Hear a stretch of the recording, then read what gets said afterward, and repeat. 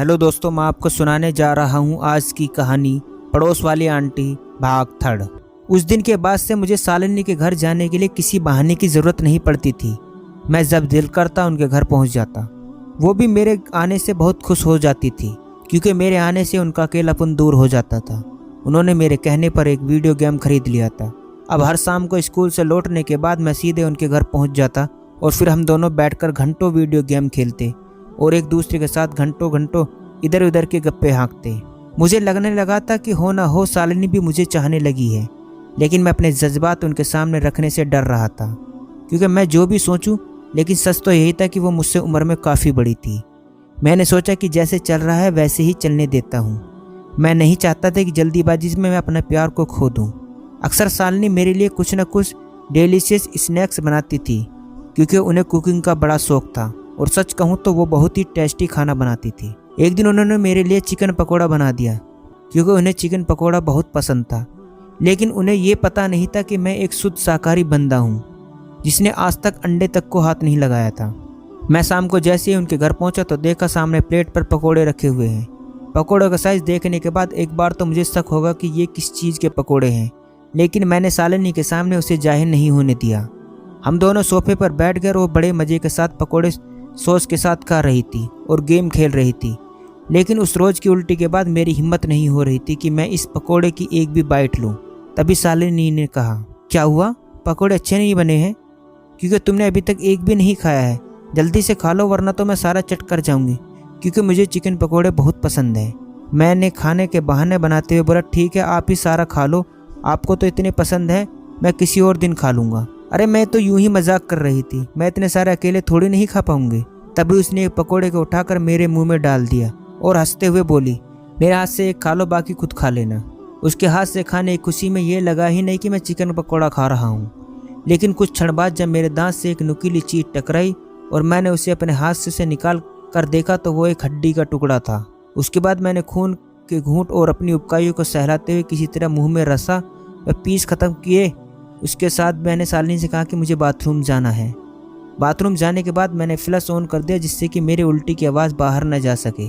10 minute बाद मैं bathroom से निकला और एक बनावटी हंसी हंसते हुए कहा कि मुझे अपना होमवर्क ख़त्म करना है, तो मैं कल आपसे मिलता हूँ। शालिनी को मेरा व्यवहार अजीब लगा, लेकिन फिर भी वो कुछ नहीं बोली और मुझे हाथ में 2 पकौड़े देते हुए कहा, ठीक है ये दोनों घर जाते हुए खा लेना। मैंने हाँ में सर हिलाया और अपना घर की तरफ मुड़ चला और फिर आजू बाजू देखा, वो दोनों पकोड़े मैदान के एक कोने में फेंक दिए। मैं घर पहुंचकर सीधे बाथरूम में घुस गया और आधे घंटे तक ब्रश करने के बाद ही निकला।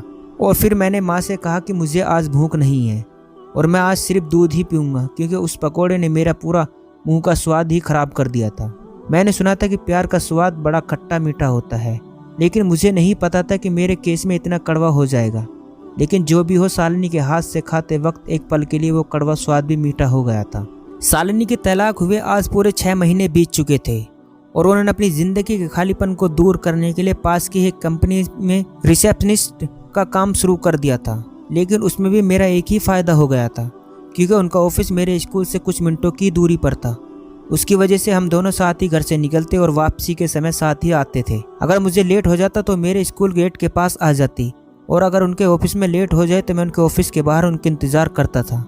हम दोनों में एक बहुत ही गहरा रिश्ता बन गया था, लेकिन हम दोनों को ये नहीं मालूम था कि आखिर हम किस रिश्ते से एक दूसरे से इतने जुड़े। एक रोज़ मैं स्कूल से छुट्टी के बाद शालिनी के ऑफिस के बाहर का इंतज़ार कर रहा था। मैंने देखा शालिनी ऑफिस से निकल रही और साथ में उनके साथ एक आदमी भी था, जो दिखने में काफ़ी हैंडसम लग रहा था। मैंने देखा कि शालिनी उससे बहुत ही हंस हंस के बातें करते हुए आ रही थी। मैं उन्हें एक साथ हंसते देख जल भुन कर राख हो गया था, लेकिन मैंने शालिनी और उस आदमी के सामने अपनी ईर्ष्या को जाहिर नहीं होने दिया। वो लोग गेट के पास पहुंचे और जब उस आदमी की नज़र मुझ पर गई तो उसने शालिनी से पूछा, ये कौन है, तुम्हारा भतीजा है क्या? शालिनी, नहीं ये तो मेरा पड़ोस में रहता है, बहुत ही अच्छा लड़का, मेरा बहुत ख्याल रखता है। भतीजा शब्द सुनकर मेरा खून खोल उठा। मन तो क्या कि बोल दूं भतीजा होगा तेरा बाप, लंबू साला। लेकिन चेहरे पर झूठी हंसी रखते हुए मैंने शालिनी का हाथ पकड़ा और उसे घर की तरफ चलने के लिए खींचा। शालिनी मेरे हाथ के खींचने से थोड़ी सी असहज हो गई थी, क्योंकि उस आदमी की नज़र मेरे हाथ पर थी। उसके बाद शालिनी ने उस आदमी को अलविदा कहा और मेरे साथ घर की तरफ चल पड़ी। रास्ते में उसने मुझसे कहा, संजू तुम मेरा हाथ उस समय क्यों खींचा था? पता है वरुण को ये कितना खराब लगा होगा। अच्छा तो उस लंबू का नाम वरुण है, मैंने मन ही मन सोचा। लेकिन आप भी तो उसके साथ बातें करने में इतनी मशगूल हो गई थी कि मेरे बारे में भूल ही गई थी।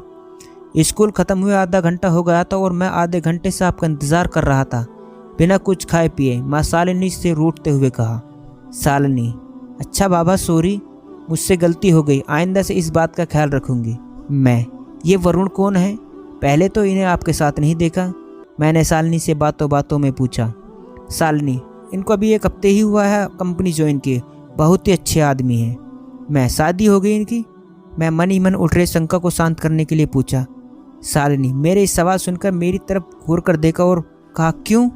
तुमको क्या मतलब, वो शादीशुदा है या कुंवारा? मैं झेपते हुए कहा, अरे नहीं, मैं तो यूं ही पूछ रहा था। उसके बाद हम दोनों चुपचाप सड़क पर चल रहे थे और दोनों एक दूसरे के बारे में और बातें करने से बच रहे थे। शालिनी का घर आ गया और वो चली गई, लेकिन मैं घर नहीं गया। मैं वहीं मैदान में बैठे बैठे सोचने लगा कि आखिर कहीं शालिनी को वो अरुण पसंद आ गया तो? वैसे भी दिखने में वो बिल्कुल हीरो टाइप का है, लंबे बाल, चौड़ी छाती, कसरती बदन। कौन औरत होगी जो उससे प्यार में न गिर जाए? फिर मैंने अपने अशांत मन को दिलासा देने के लिए अपने मन में ही मन में कहा, नहीं नहीं, मेरी लिए शालिनी ऐसी नहीं है, वो तो सिर्फ उनके ऑफिस में काम करता है, शायद इसलिए थोड़ा बहुत बातचीत होती होगी। तभी मेरी माँ मुझे खोजते हुए मैदान में आ गई और गुस्से से बोली, तेरे साथ के सारे लड़के घर स्कूल ख़त्म होते ही तुरंत घर लौट आते हैं और एक तू है जो कि सिर्फ मेरा खून जलाने पर ही तुला रहता है। मैं माँ से बचते हुए घर की तरफ भाग निकला। पीछे से माँ की डांटने की आवाज़ आती रही, लेकिन उस रात माँ और पापा दोनों ने मेरी जमकर क्लास ली और मुझसे कहा, अपना फोकस सही करो, एग्ज़ाम में अभी सिर्फ 3 से 4 महीने ही बचे हैं, 12वीं का रिजल्ट ही तुम्हारा आगे का भविष्य तय करेगा। पापा से डांट सुनकर मैं वापस कमरे में चला गया और शाम होते न होते फिर से बेशर्मी की तरह शालिनी के घर चला गया। लेकिन मैं जैसे ही शालिनी के घर पहुंचा तो मैंने देखा कि एक बुलेट उनके घर के बाहर खड़ी थी। मैं चुपके से घर में प्रवेश करता हूं और देखता हूं कि वरुण वो शालिनी के साथ बैठकर गप्पे हाँक रहा था। थोड़ी देर बाद वो दोनों साथ में वीडियो गेम खेलने लगे। मेरा दिल धक से रह गया। मुझे ऐसा लगा कि जैसे मेरी दुनिया ही उजड़ गई है। अब मुझसे और न देखा गया। मैं वापस मैदान में आकर बैठ गया। उस समय मेरे दिमाग में सारे बॉलीवुड के सैड सॉन्ग की लिस्ट चल रही थी और मेरी आंखें नम हो चुकी थी। दोस्तों, ये था पड़ोस वाली आंटी का भाग 3। दोस्तों का आगे की कहानी देखने के लिए हमारे चैनल पर बने रहें और दोस्तों कहानी अच्छी लगी हो तो चैनल को सब्सक्राइब करना ना भूलें।